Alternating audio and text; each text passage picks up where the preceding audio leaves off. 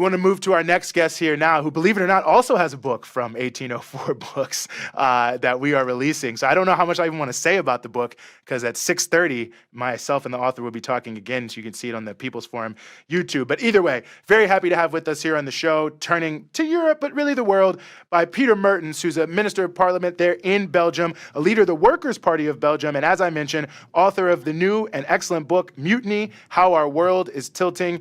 Peter, thanks so much for being with us. Thanks for having me, Eugene. Well, listen, I want to say a little something about the book, but I don't want to do too much, because in just about 2 hours, people can watch us at the People's Forum YouTube, have a book launch here. But I do want to start because I think it's a great text. Mutiny is a great title. And I just had to ask you, Mutiny, How Our World is Tilting. What brought you to that analogy to title the book? Wow, a good question. There's a lot of layers. But first of all, thanks to Fiona Hill, who was a member of the National Security Council here in the United States. And when after the war in Ukraine, the proxy war in Ukraine, a lot of the countries of the global south said no against the sanctions against Russia. Like Fiona Hill, she said, whoa, that's a mutiny. And I thought, okay, if not listening to the voice of Washington is a mutiny, let's embrace this mutiny. And so that's one layer. Obviously, the tilting world, the coming of the BRICS countries, etc. But on the other level, I saw also in Europe and in the United States, there's a lot of people's movement, but because some people think everyone, the working class, is sleeping in all this. No, there is a turmoil, there is a lot of anger, there is a lot of a rage, I think, in Europe and in the United States, in the working class, but it's not politicized yet. It can go in any directions. But it's a task, I think, for a working class party to grasp this rage and to take this rage and this mutiny of the global north and to try to connect it with the rage in the global south. You just discussed the situation in the Sahel and the rage there against imperialism. And at the end of the day, it's the same system. At the end of the day, it's the same corporations, it's the same greedy imperialistic system that's causing all this problem. And so we would try to connect the dots, to connect the mutiny of the global south and the mutiny of the global north. And that's the metaphorical layer in the book. But yeah, I love mutiny. Yeah. Well, listen, it was right on time. I started reading your book when I was also watching the documentary about pirates. So it worked out, very significantly. But, I think one of the things about the book that's notable, and you were just speaking about this, connecting the global north with the global south, the book starts with vignettes from people from all around the world. And it just seems so consciously internationalist in so many different ways. And I guess I wonder, when we think about how you mentioned the world could go either way, it really does feel like there's a lot of, it's the capitalists versus the people, as it always is. But the deployment of nationalism has become so significant by the far right around the world. And it feels like that's a big conversation, the nationalist versus an internationalist vision. Yeah. Yeah, you're absolutely right. And so all these slogans of "Make America Great Again," "Make Germany Great Again," and in an imperialist point of view, this class collaboration view, there is no class collaboration. There is no us in Europe. There is no us in Belgium. The working class is suffering. The working class in UK is suffering. The working class in Germany is suffering. They're suffering. There is levels of poverty in London, in Berlin, that they're relatively new for Europe. People may think, because the global standards are relatively high still, but in working class people having full-time jobs and going to the food bank at the end of the month, it's not only a thing in the United States, it's becoming a thing in Europe itself. And so there is a working class producing all the wealth, and there is the stealing class, the talking class and the stealing class having all the surprofits at the same moment. And so I think our identity is an international identity as a working class. Make the working class great again. Have a working class perspective and believe in the cause also of a socialist project. Believe, because people at the end of the day, they won't join losers.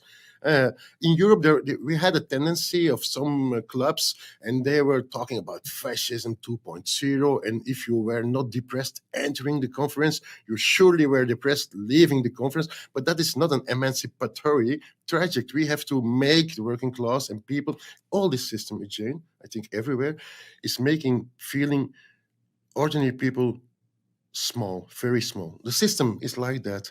And I think empowering politics, Marxist politics, socialist politics, is making people feel great again, part of the wealth producing class, part of a larger identity, which is a working class and which is by itself internationally.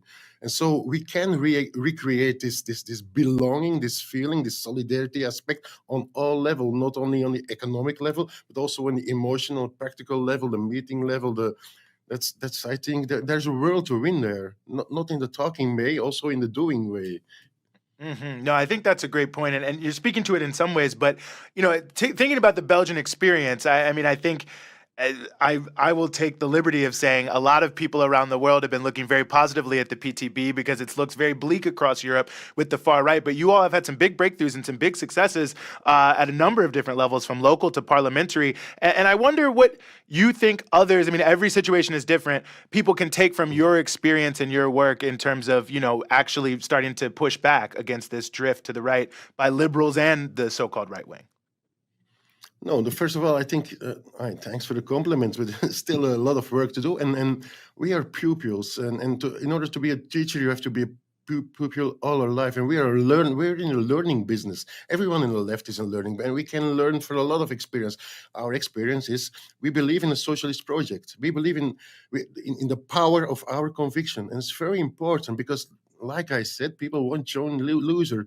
And it's not like the right wing have no projects. So, they have a project, they have a capitalist project, they have a certain view on humanity, which is vicious, which is exploitative, which is racist, but it's a certain view. And our worldview is strong. We have the global majority in the world. Also in our worldview, our sense of humanity, our sense how to cope with Earth, how to cope with labor, etc. We can win a world with our worldview. So we have to believe first in our worldview.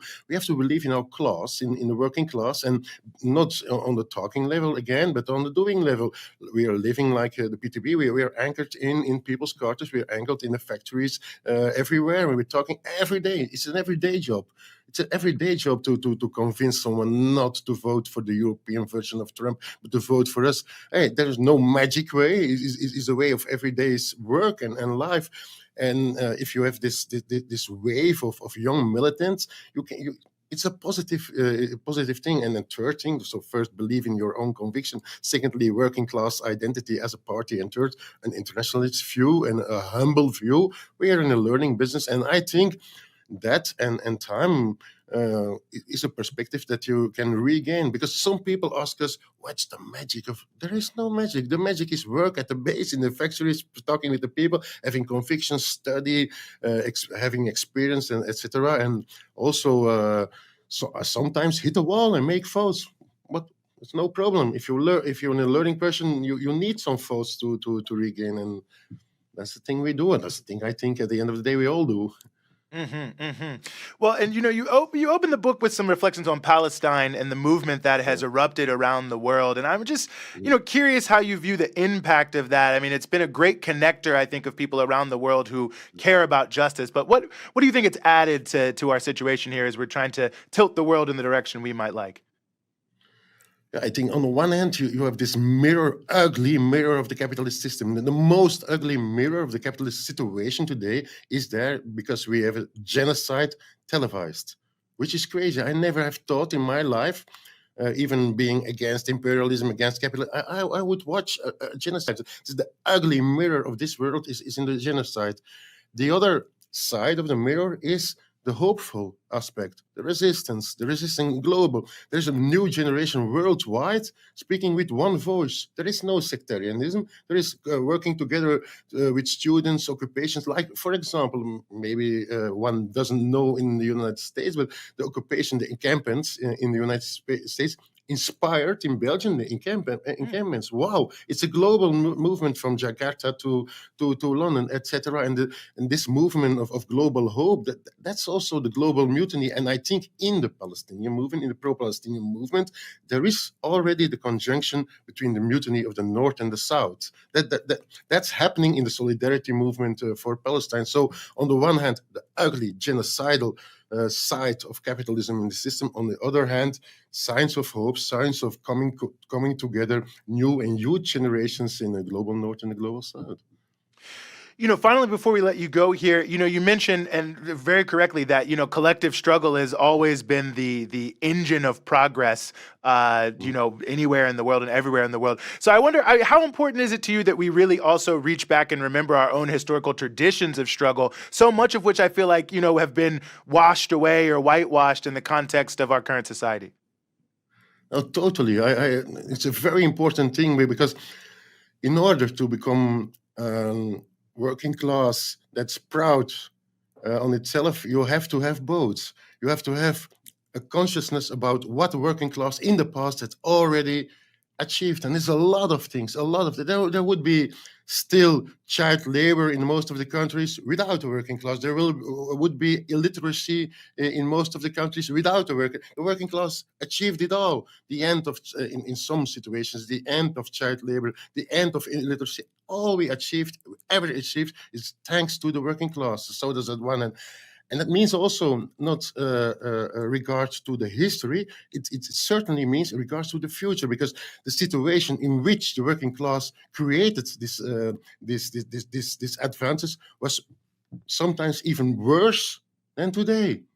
They always said it is impossible. They said it is impossible to abolish slavery.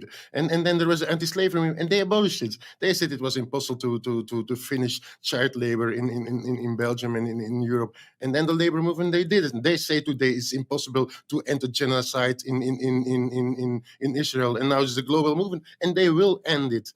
And so I think the much more we are conscious of our own proud history as a working class, the much more we are hopeful and yes, hopeful for the future. Right on. Well, Peter, I really enjoyed reading the book. Very thought provoking. Mutiny: How Our World is Tilting. You can get it at 1804books.com. Looking forward to talking with you more about it later this evening. People's Forum, 6:30 p.m. If you're watching this show live, go to the People's Forum YouTube and see us talk more. Peter, thanks so much for joining us here on the Freedom Side. Okay, thanks.